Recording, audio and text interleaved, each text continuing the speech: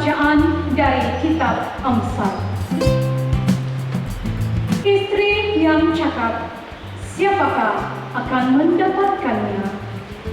Ia lebih berharga daripada permata. Hati suaminya percaya kepadanya.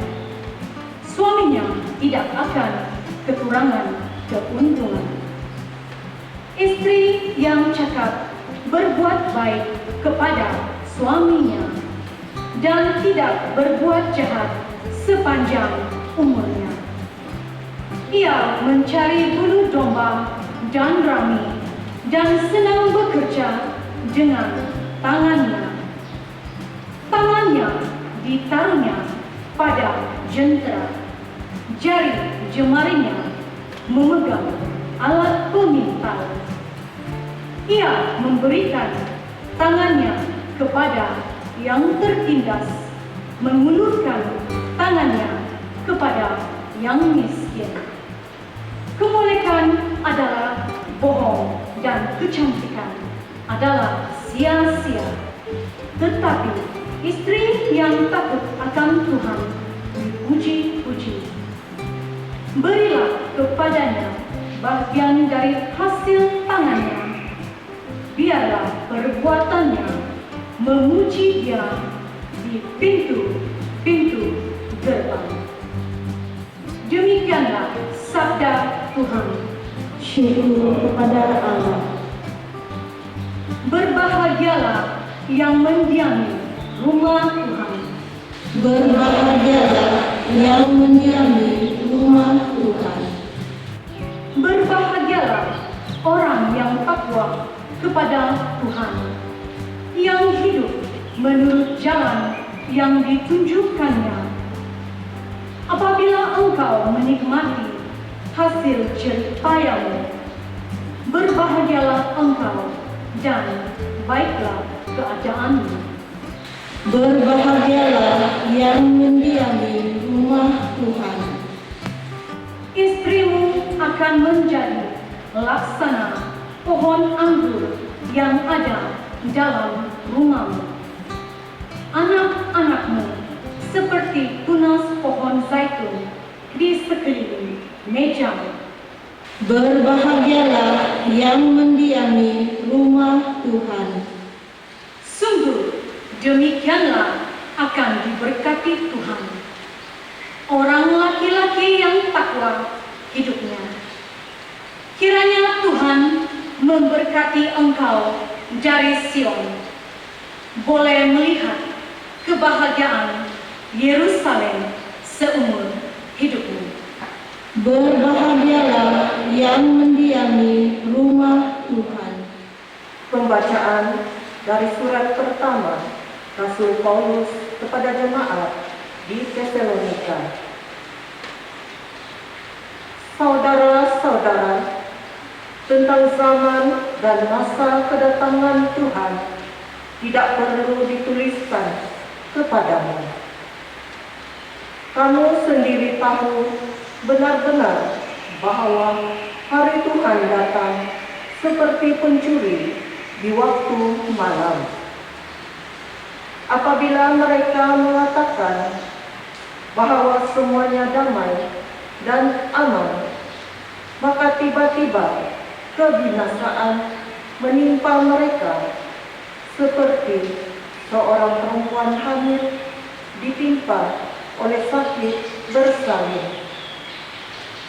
Tetapi saudara-saudara, kamu tidak hidup dalam kegelapan, sehingga hari itu tiba-tiba mendatangi kamu seperti pencuri, karena kamu semua adalah anak-anak terang dan anak-anak siang.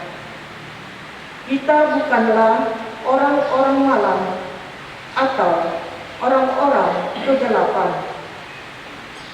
Sebab itu, janganlah kita tidur seperti orang-orang lain, tetapi berjaga-jaga dan sadarlah.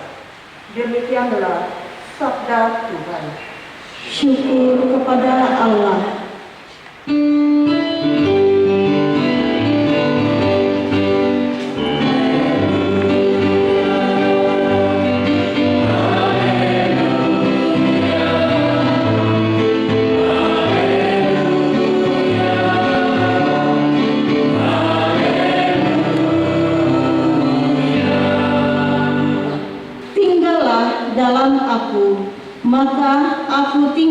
dalam kamu. Sesiapa tinggal dalam aku, berbuah banyak.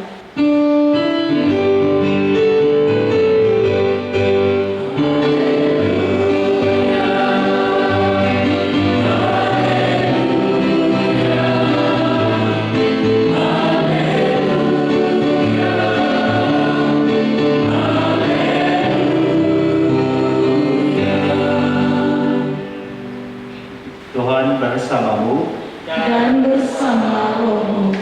Inilah Injil Yesus Kristus menurut Santo Matius. Dimuliakanlah Tuhan. Pada suatu hari, Yesus mengemukakan perumpamaan berikut kepada murid-muridnya. Hal kerajaan surga itu seperti seorang yang mau berpergian ke luar negeri, yang memanggil hamba-hambanya dan mempercayakan hartanya kepada mereka. Yang seorang diberinya 5 talenta, yang seorang lagi 2, dan seorang lain lagi 1, masing-masing menurut kesanggupannya. Lalu ia berangkat. Segera pergilah hamba yang menerima 5 talenta itu. Ia menjalankan uang itu dan memperoleh laba 5 talenta. Hamba yang menerima 2 talenta pun berbuat demikian dan mendapat laba 2 talenta. Tetapi hamba yang menerima 1 talenta itu pergi dan menggali lubang di tanah, lalu menyembunyikan uang tuannya. Lama sesudah itu pulanglah tuan hamba-hamba itu, lalu mengadakan perhitungan dengan mereka. Hamba yang menerima 5 talenta itu datang dan membawa laba 5 talenta. Ia berkata, "Tuan, 5 talenta Tuan percayakan kepadaku. Lihat, aku telah memperoleh 5 laba talenta." Maka kata tuannya kepadanya, "Baik sekali perbuatanmu itu, hai hamba yang baik dan setia. Kerana engkau telah setia memikul tanggung jawab dalam perkara kecil, maka aku akan memberikan kepadamu tanggung jawab dalam perkara yang besar. Masuklah dan turutlah dalam kebahagiaan Tuanmu." Lalu datanglah hamba yang menerima 2 talenta, katanya, "Tuan, 2 talenta Tuan percayakan kepadaku. Lihat, aku telah mendapat laba 2 talenta." Maka kata tuan itu kepadanya, "Baik sekali perbuatanmu itu, hai hamba yang baik dan setia. Kerana engkau telah setia memikul tanggung jawab dalam perkara yang kecil, maka aku akan memberikan kepadamu tanggung jawab dalam perkara yang besar. Masuklah dan turutlah dalam kebahagiaan Tuanmu." Kini datanglah juga hamba yang menerima 1 talenta itu dan berkata, "Tuan, aku tahu bahwa Tuan adalah manusia kejam, yang menuai di tempat Tuan tidak menabur, dan memungut di tempat Tuan tidak menanam. Kerana itu aku takut dan pergi menyembunyikan talenta Tuan itu di dalam tanah. Ini, terimalah milik Tuan." Maka jawab tuannya itu, "Hai hamba yang jahat dan malas, engkau tahu bahwa aku menuai di tempat aku tidak menabur, dan memungut di tempat aku tidak menanam. Seharusnya uangku itu kau berikan kepada orang yang menjalankan uang, supaya sekembaliku aku menerimanya serta dengan bunganya. Sebab itu ambillah talenta itu daripadanya, dan berikanlah kepada orang yang mempunyai 10 talenta itu. Kerana setiap orang yang mempunyai akan diberi sampai ia berkelimpahan. Tetapi siapa yang tidak mempunyai apapun yang ada padanya akan diambil. Dan buanglah hamba yang tidak berguna itu ke dalam kegelapan yang paling gelap. Di sana akan ada ratap dan kertak gigi." Demikianlah Injil Tuhan. Terpujilah Kristus. Saudara-saudari, kalau kita peka dengan perayaan liturgi, sebenarnya kita sekarang hari Minggu ini, Minggu yang ke-33, kita sudah hampir-hampir di penghujung liturgi, kalender liturgi gereja kita untuk bagi pusingan tahun ini.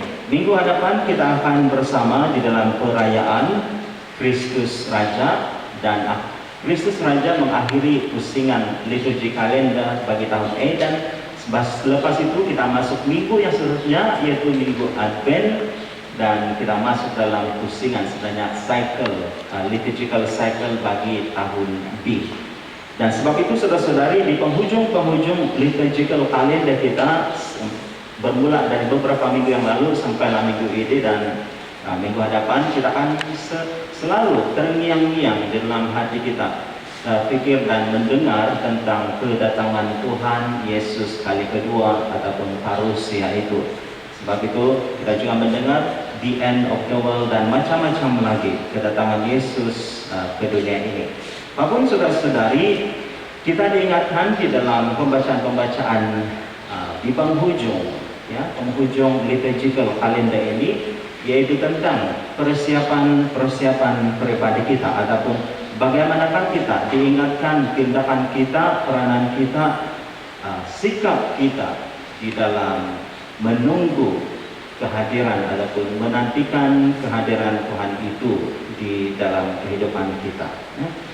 Apapun saudara-saudari, di dalam keseluruhan pembacaan kita pada minggu ini, kita diingatkan akan panggilan kita. Tuhan memanggil kita untuk bertindak, beraksi, to act, bertindak, dan bukan duduk diam sahaja ataupun stagnan ataupun hidup monotonous. Yaitu kita dipanggil untuk bertindak, yaitu sesuai dengan pembacaan hari ini, yaitu bertindak secara bijaksana, rela dan bersedia mengambil risiko, dan juga bertanggung jawab. Kalau kita lihat di dalam pembacaan pertama hari ini, saudara-saudari, Kitab Amsal. Kitab Amsal ini merupakan antara kumpulan-kumpulan buku di dalam kitab-kitab kebijaksanaan. Di dalam kitab Amsal ini kita telah diingatkan oleh satu perkara, yaitu istri yang cekap. Jadi kita diingatkan dalam pembacaan pertama pada hari ini tentang istri yang ideal, istri ataupun insan yang ideal, ataupun murid Kristus yang ideal. Apakah ideal ini adalah orang yang patut dicontohi, yang mempunyai gaya hidup dan sikap yang unggul, yang sepatutnya dicontohi. Jadi di dalam Amsal pembacaan pertama hari ini, si istri atau ibu ini adalah bijaksana dan bertanggung jawab. Bukan saja kepakarannya atau kemahirannya di dalam kerja rumah seperti menjahit, memasak, memintal, dan menenun, tetapi dia juga sebenarnya, kita diberitahu dalam pembacaan pertama Amsal hari ini, bahwa dia juga adalah bijaksana ataupun bertanggung jawab di dalam lingkungan kehidupannya. Bukan hanya diri dia sendiri, tetapi bertanggung jawab dan bijaksana dalam lingkungan kehidupan sekelilingnya, melalui menghulurkan tangannya untuk membantu sesamanya, khususnya mereka yang tertindas dan yang miskin. Maka inilah kebijaksanaan yang kita diingatkan dalam pembacaan pertama hari ini, Amsal, tentang seorang istri. Dia bukan hanya seorang istri yang bijaksana, tetapi ibu yang bijaksana dan bertanggung jawab kepada masyarakat di sekelilingnya. Kemahiran di dalam kehidupannya telah membawa dia berorientasikan hidupnya yang sedia membantu sesama, hidup untuk sesama dan bukan untuk promosi diri sendiri ataupun self promotion. Dan apakah asas kepada si wanita ini, si istri dalam Amsal, kitab Amsal pada hari ini, saudara-saudari, pembacaan pertama hari ini, apakah asas kebijaksanaan dia melakukan sedemikian? Ialah karena dia ini takut akan Tuhan. Sebab kalau kita lihat di dalam kitab kebijaksanaan juga kita telah diberitahu bahwa Takut kepada Tuhan adalah step pertama kepada kebijaksanaan. Yang fear of God is the first step of wisdom. Dan seterusnya saudara-saudari, kita juga dibawa dalam pembacaan kedua pada hari Minggu ini daripada surat Rasul Paulus kepada umat di Tesalonika. Kita diberitahu di dalam pembacaan ini, saudara-saudara, apakah itu kebijaksanaan yang sebenarnya. Kita selalu berpikir, saudara-saudari, bahwa kebijaksanaan itu ataupun manusia cenderung berpikir bahwa kebijaksanaan itu adalah satu kemampuan untuk mentafsir, bernubuat, dan berpikir bahwa Tuhan kiamat pada sekian-sekian hari bulan dan sebagainya. Tetapi saudara-saudari, sebenarnya kebijaksanaan yang sebenar-benarnya bagi Santo Paulus di dalam suratnya kepada umat di Tesalonika, pembacaan kedua pada hari ini, ialah sebenarnya sekarang. Kebijaksanaan itu ialah now, bukan tentang nanti, bukan masa depan, tetapi sekarang ini.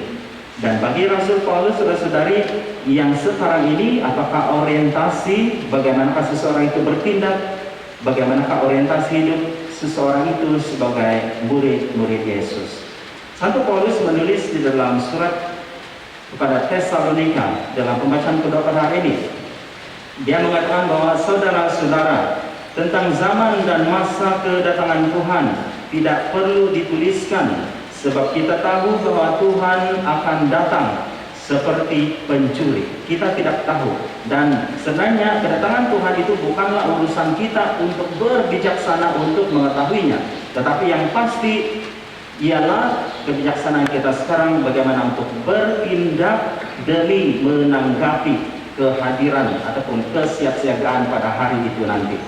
Jadi saudara-saudari, bagaimanakah seharusnya seseorang itu bertindak sesuai dengan pesan Rasul Paulus, ialah bertindak dengan bijaksana dan bertanggung jawab. Sebagai contoh, dia telah berikan dalam akhir pembacaan ataupun petikan kedua pada hari ini, surat Rasul Paulus pada Tesalonika. Dia mengatakan, Rasul Paulus mengatakan bahwa sebagai murid Yesus Kristus, pancarkan cahaya iman, pancarkan cahaya Kristus, pancarkan cahaya kepada dunia yang mengalami kegelapan. Kerana kita ini pengikut Kristus, bukanlah orang-orang malam atau hidup di dalam kegelapan, sebab kita adalah anak-anak terang. Sama seperti teladan yang telah ditunjukkan oleh seorang ataupun istri yang bijaksana dalam pembacaan pertama Amsal sebentar tadi, kita ingatkan bagaimana dia memancarkan cahaya kepada sesamanya melalui membantuan tangannya kepada orang-orang yang tertindas dan yang miskin. Dan seterusnya saudara-saudari, tema yang sama kita bawa kepada pembacaan Injil pada hari ini. Dalam Injil hari ini saudara-saudari, kita telah diberitahukan seorang tuan yang kaya raya dan akan pergi ke tempat yang jauh, dan dia telah mempercayakan anugerah hartanya, talenta kepada 3 orang hambanya dengan berbeza kuantiti. Dan ini saudara-saudari, yang berbeza kuantiti ini tidak sebenarnya bahwa si tuan ini tidak adil, tetapi sebenarnya ini adalah salah satu simbol sebagai bahwa tuan ini ataupun Tuhan, ya, dia menghormati kemampuan setiap pribadi kita, dan Tuhan menghormati kebebasan Anda dan saya dan keunikan kita masing-masing di dalam mengaplikasikan harta, talenta, dan juga rahmat yang Tuhan telah berikan itu. Dan memang Tuhan itu adalah simbol Yesus ataupun simbol Allah sendiri, dan kita adalah termasuk, kita adalah salah satu daripada ketiga-tiga hamba itu. Dan kita semua telah diberi oleh Tuhan harta, talenta dengan banyak keunikan, kelebihan, bekalan, dan keperluan hidup. Dan semuanya pemberian Tuhan ini saudara-saudari sebenarnya terpulang kepada kita untuk mengembangkannya, menggunakannya secara bijaksana dan bertanggung jawab. Maka sekembalinya Tuhan itu, hamba yang menerima 3 dan 2 talenta itu saudara-saudari telah dipuji oleh tuannya. Kedua, mereka ini tidak diberi arahan, ataupun ketiga-tiga mereka ini setelah Tuhan itu memberikan mereka talenta-talenta mengikut kemampuan masing-masing, Tuhan itu tidak memberikan instruksi. Tuhan itu tidak kasih tahu bahwa pergilah kamu buat bisnis, tidak, dia berikan sahaja. Ya, jadi apakah maksud di sana itu, saudara-saudari, Tuhan tahu ataupun Tuhan memberikan kebebasan kepada mereka itu, dan untuk memberi kebebasan kepada hamba-hamba itu berpikir apakah pemikiran si Tuhan mereka.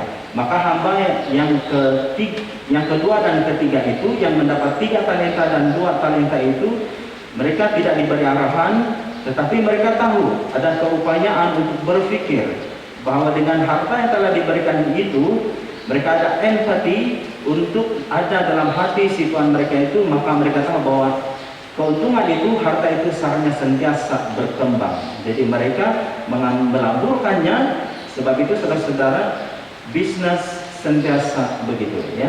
Bisnis seharusnya sentiasa untuk dipusing ataupun produktif. Tidak seperti dengan hamba yang ketiga itu. Hamba yang mendapat 3 dan 2 talenta itu, mereka ambil risiko, berani mengambil risiko dan melaburkan. Sama ada mereka untung atau rugi, mereka tetap bersedia untuk memberi penjelasan kepada Tuhan mereka. Dan sangat berbeza dengan hamba yang ketiga itu. Hamba yang ketiga itu, saudara-saudara, yang mendapat 1 talenta sahaja, dia tidak curi harta Tuhan dia. Dia tidak curi, dia tidak ambil sedikit pun, dia tidak bagi orang lain dan sebagainya. Tapi apakah masalah bagi hamba yang ketiga yang mendapat 1 talenta ini sahaja? Ya, dia ambil, dia mendapat harta itu 1 talenta, dia mengorek lubang, dia kasih tahu, dan apa yang telah terjadi bagi orang dusun kita panggil ini iri hom iri, dia bilang. Itu hom itu, dia bilang. Dan dia tidak ada kebijaksanaan sebenarnya di sini. Dia tidak bertanggung jawab, dia tidak ada itu keupayaan untuk berpikir secara bisnis. Apa keinginan tuannya itu untuk memperoleh banyak, untuk mengembangkan talenta yang telah diberikan oleh Tuhan itu kepadanya. Ya, walaupun dia tidak curi, dia cuma simpan. Jadi saudara-saudari, Tuhan memanggil kita untuk bertindak, membuat sesuatu, dan bukan untuk berdiam ataupun menyimpan ataupun hidup di dalam suasana yang stagnan, tidak ada pergerakan, monotonous. Jadi saudara-saudari, kita dipanggil pada minggu ini untuk bijaksana, berani untuk mengambil risiko dan bertanggung jawab. To act wise, take risk, and be responsible in life. Jadi bertindak secara bijaksana, ambil risiko dan bertanggung jawab. Jadi saudara-saudara, kita bersyukur khususnya di dalam masa-masa pandemik COVID-19 ini, kita diberikan banyak teladan sukanya tanpa kita sadari. Kita banyak diberi teladan oleh para barisan hadapan, khususnya yang bertugas dalam memerangi pandemik COVID-19 di tengah-tengah masyarakat kita, dan juga mereka-mereka yang sukarela di dalam membantu dan bekerja dalam misi kemanusiaan, contohnya peperangan dan di dalam bencana alam. Atas pengorbanan mereka bertanggung jawab, ataupun tanggung jawab mereka berani mengambil risiko, walaupun kerja-kerja dan pelayanan mereka itu boleh meragut nyawa mereka. Saudara-saudari, kita mengucapkan terima kasih atas teladan yang telah mereka berikan, yang kita doakan kepada mereka ini. Dan saudara-saudari, marilah dalam perayaan Ekaristi kita pada hari Minggu ini, kita mohon rahmat dan kekuatan Tuhan, agar kita mempunyai kekuatan untuk bertindak dan mengembangkan talenta-talenta yang Tuhan telah berikan kepada kita, dan termasuklah bertindak secara bijaksana, berani mengambil risiko dan bertanggung jawab.